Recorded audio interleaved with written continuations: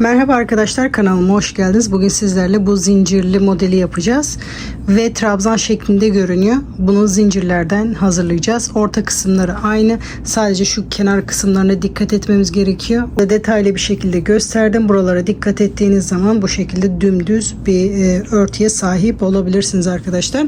Ben bunu sizler için 2 iple çalıştım. Her zaman çalıştığım makrome ipiyle yaptım. Yapılış aşamasında da bunu yapacağız. Türkiye'deki ince koton iplerle çalıştım. Bunu rahatlıkla her yerde bulabileceğiniz koton ipler, gördüğünüz gibi. Bu şekilde Türkiye'deki ince koton ipleri de kullanabilirsiniz. Şu anda yapım aşamasında bu iple çalışacağız. Ütülendikten sonra bu şekilde güzel duruyor. Bu modeli ben tamamen bitirmedim. O yüzden şu ölçülerde ya da şu kadar ip kullandım diyemiyorum. Sizler için başlangıcını oluşturdum. Bunu istediğiniz uzunluklarda yapabilirsiniz arkadaşlar. Ben bunu runner ölçüsü olarak başladım. Siz bunu genişleterek istediğiniz alanlarda kullanabilirsiniz. Hatta perdede çalışabilirsiniz. Sizleri daha fazla bekletmeden yapım aşamasına geçebiliriz. Ben yurt dışında yaşıyorum. Yabancı marka ip kullanıyorum. Aynı özelliklerde ipi bulabilmek için bu arkadaki metrajlarına ve özelliklerine bakmamız gerekiyor. İp alırken ipin kalınlığı 2 mm ama %46 koton, %40 polyester, %14 rayon. Bu yüzdelikler iplerde değişebilir. Önemli olan karışım olması. %100 koton olmaması gerekiyor bunu yaparken. Bu tarzda bir makrome ipi alırken %100 koton ya da %100 polyester ip almamaya dikkat ediyoruz. Çünkü bu yumuşaklıkta olması için bu karışımların olması gerekiyor. Bir de metrajlarına da bakarsanız aynı kalınlığı rahatlıkla bulabilirsiniz. 250 gramda 250 metre ip var. Tığ önerisi 2 ile 4 mm arasında. Ben elime 4 mm yatkın olduğu için 4 mm tığ kullanıyorum. İp alırken bu arkayı muhakkak okuyalım. Bu gramaj ve yüzdeliklere bakarsanız aynı özelliklerde ipi rahatlıkla bulabilirsiniz. Bu modeli yaparken bu şekilde 1 mm kalınlığındaki koton ip kullanacağım. Bunu rahatlıkla bulabileceğiniz bir ip türü. Kiloyla da satılıyor. Böyle yumak şeklinde de satılıyor. Videolarda marka reklama girdiği için videoda marka bahsedemiyoruz. Şimdi modele zincir çekerek başlıyorum. İpin tığ önerisi 2 ile 4 mm arasında, 2 de kaldırıyor, 2,5 da 3 de kaldırıyor ama ben 4 mm ile yapacağım. Tığ numarasını siz elinize göre değiştirebilirsiniz. Şimdi modele zincir çekerek başlıyorum. Elimi çok sıkmadan bu şekilde zincirimi hazırlıyorum.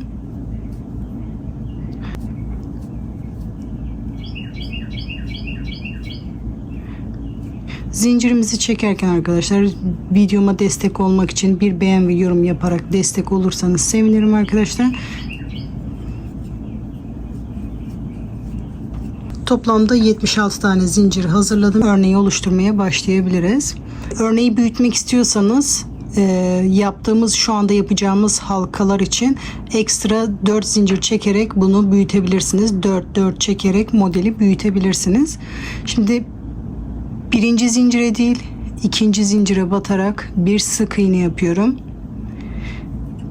7 zincir,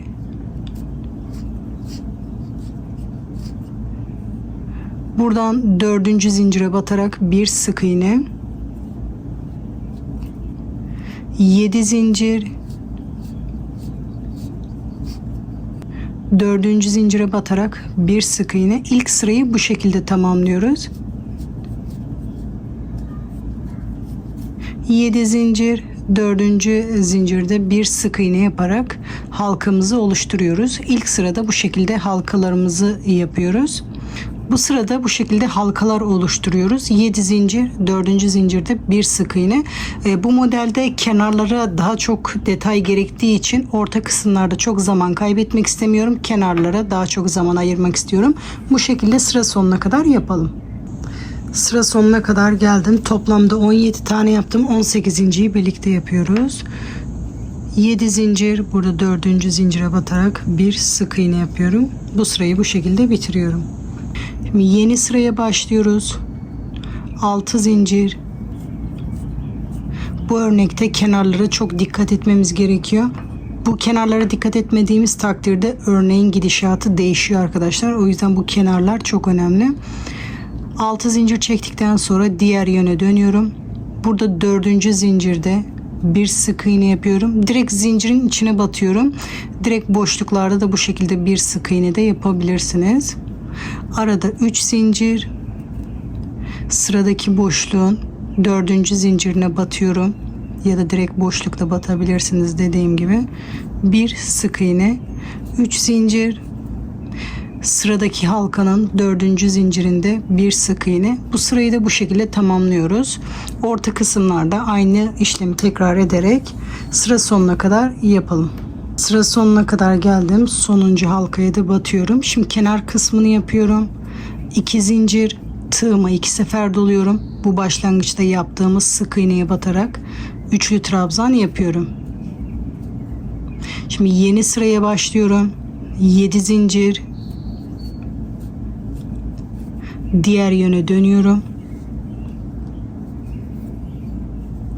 Burada sıra bitimindeki yarım halka, buradakiler tam halkaydı. Şimdi buradaki de yarım halka oluyor. Sık iğnenin tepesinde bir sık iğne yapıyorum.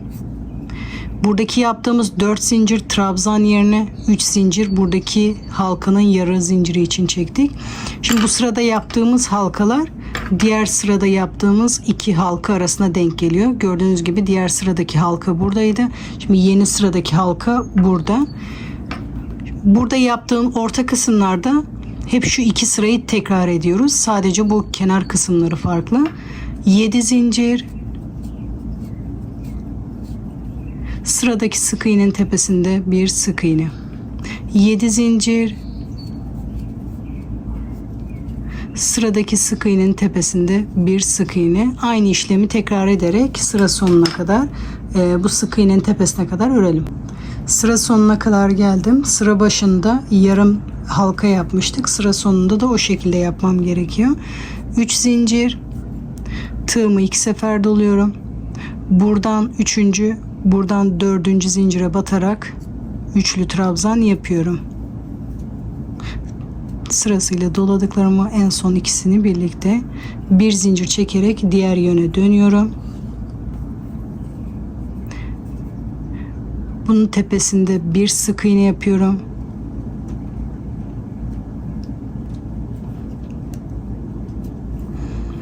Burada yaptığımız işlemi tekrar ediyoruz şu anda. 1, 2, 3 zincir. Buradan 4. zincirin tepesine batarak bir sık iğne. 3 zincir. Sıradaki halkanın 4. zincirinde bir sık iğne. Bu sırayı da bu şekilde tamamlıyoruz. 3 zincir. Bu zincir halkasının 4. zincirinde ya da boşlukta direkt bir sık iğne yapıyoruz. Bu şekilde sıra sonuna kadar buraya kadar yapalım. Sıra sonuna kadar geldim. Şimdi sonuncuyu yapacağız. 1, 2, 3 zincir. Buradan da 4. buradan da 4. zincire batarak bir sık iğne yapıyorum. Burası da bu şekilde yarım halka olmuş oluyor. Şimdi yeni sıraya başlıyoruz. Şu anda ilk sırada yaptığımız halkayı yapıyoruz.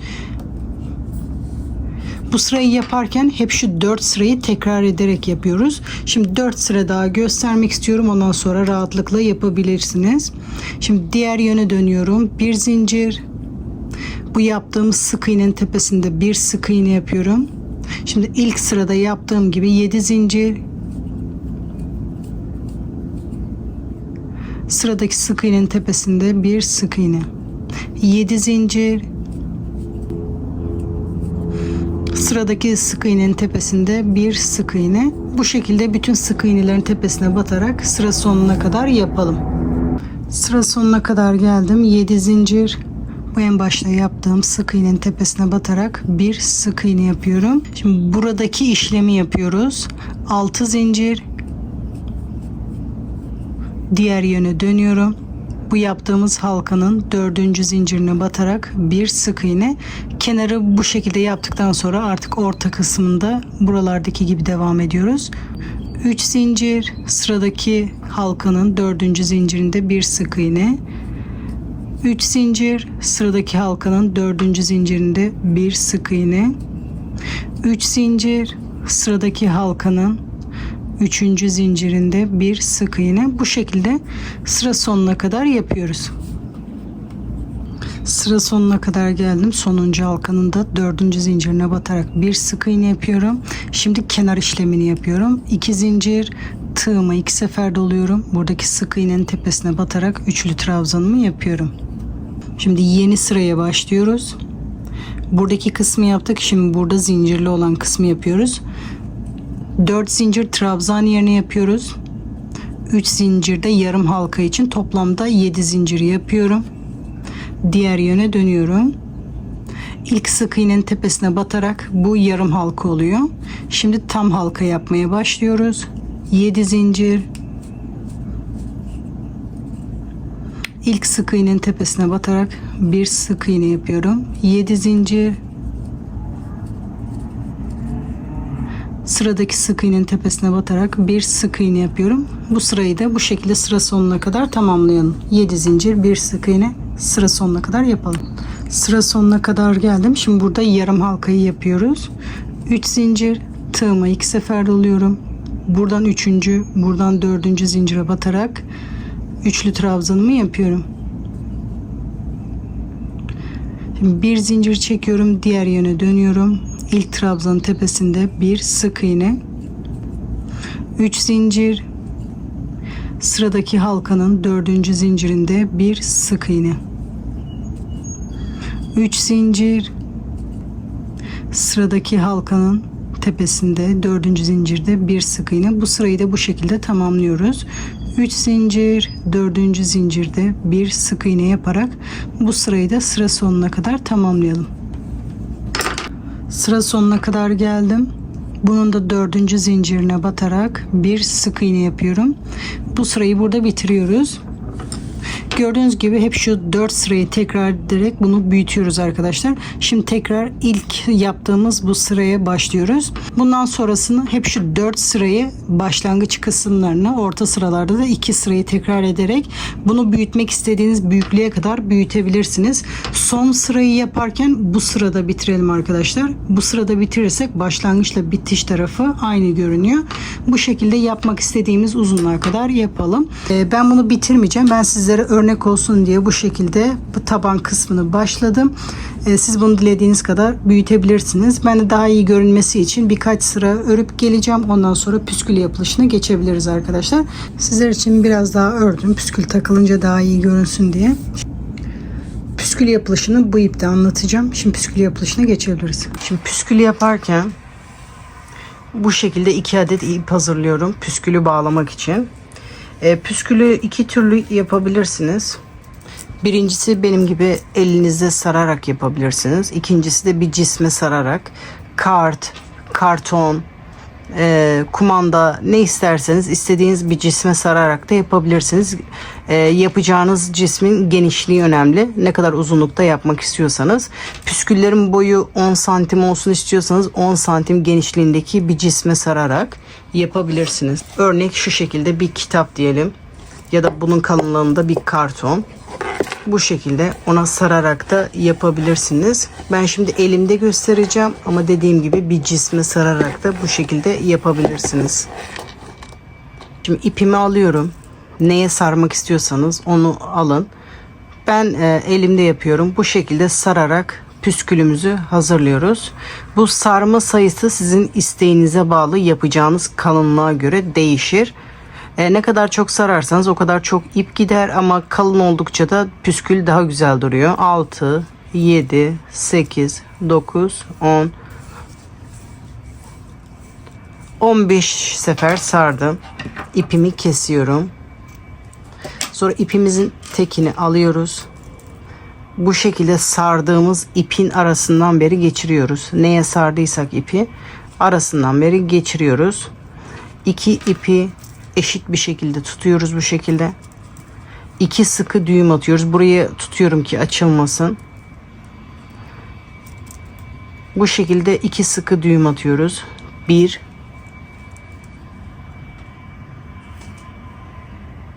ve 2. Şimdi ilk iple işimiz bitti. Şimdi bağlama kısmına geçiyoruz. Diğer ipi alıyorum. İpin tek tarafını bu şekilde püskülün boyunda tutuyorum.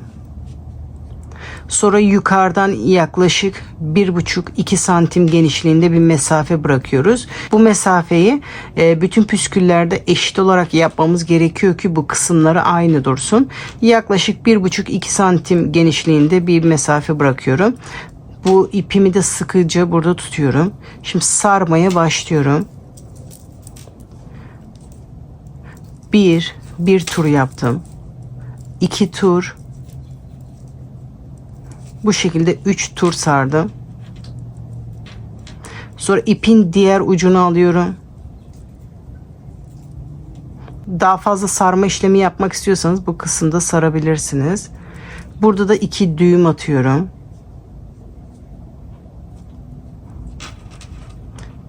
Burada düğüm atma tekniği farklı bir teknik var ama ben size pratik olanı göstermek istiyorum. Bu şekilde 2 sıkı düğüm atıyorum. Bunları böyle bırakırsanız bu ipin görüntüsü bu şekilde kötü durur. Bu iplerin daha düzgün durması için bu ipleri bu sardığımız ipin içine doğru çekeceğiz. Bu sardığım ipin arkasından beri tığımı geçiriyorum. Bu sonra sardığım bu ipleri sırasıyla aşağı doğru çektiriyorum. Bu bir. Sonra diğerini.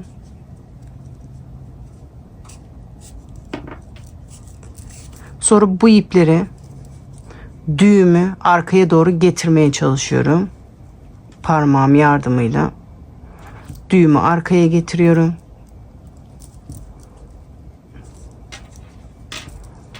Bu şekilde bunu arka kısma getirirseniz bu şekilde duruyor. Sonra bu ucunu düzeltiyorum. Katlarını açıyorum.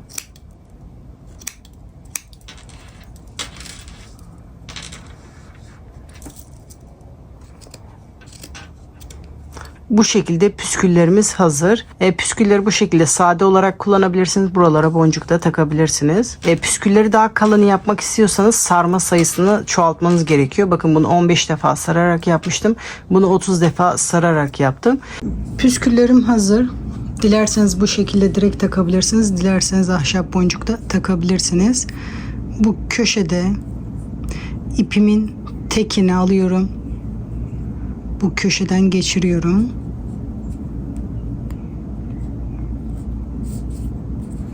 Diğer ucuyla 2 sıkı düğüm atıyorum.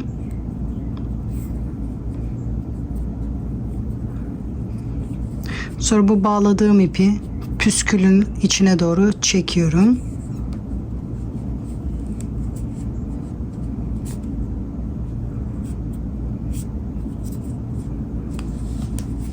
Sonra fazlalık ipi temizliyorum. Burası başlangıç tarafı. Bitiş tarafında da aynı. Buralara takıyoruz. Bunu ne sıklıkta takmak istiyorsanız o sıklıkta takabilirsiniz. Bir tane atlayıp ikinciye takabilirsiniz. 2 tane atlayıp üçüncüye takabilirsiniz. Bu mesafeleri siz istediğiniz gibi ayarlayabilirsiniz. Bunu bu şekilde bir tane boş bırakıp ikinciye bu şekilde taktım sizler için. Siz de nasıl istiyorsanız öyle takabilirsiniz arkadaşlar. İnce koton iple çalıştığımı da 2 tane boşluk bıraktım. Üçüncüye bu şekilde püsküllerimi taktım. Dediğim gibi burayı siz istediğiniz gibi ayarlayabilirsiniz. Hepsine de takıp sık sık da yapabilirsiniz. Bunu henüz arkadan ütülemedim. Ütülenince daha iyi duracaktır. Bu makrome ipiyle çalıştığımı ütüledim. Bu ütülendikten sonra daha iyi duruyor. Bu da ütülenince iyi duracaktır.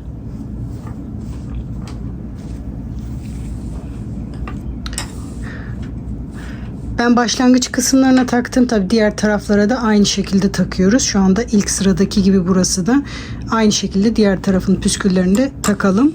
Modelin yapılışı buraya kadar arkadaşlar. Ben tamamen bitirmedim. Sizler için bu şekilde başlangıcını hazırladım. Siz bunu istediğiniz ölçülerde çalışarak yapabilirsiniz arkadaşlar. Yeni modeller için takipte kalın. Sıradaki videolarda görüşmek üzere. Yapacak arkadaşlara kolay gelsin diyorum. Hoşça kalın.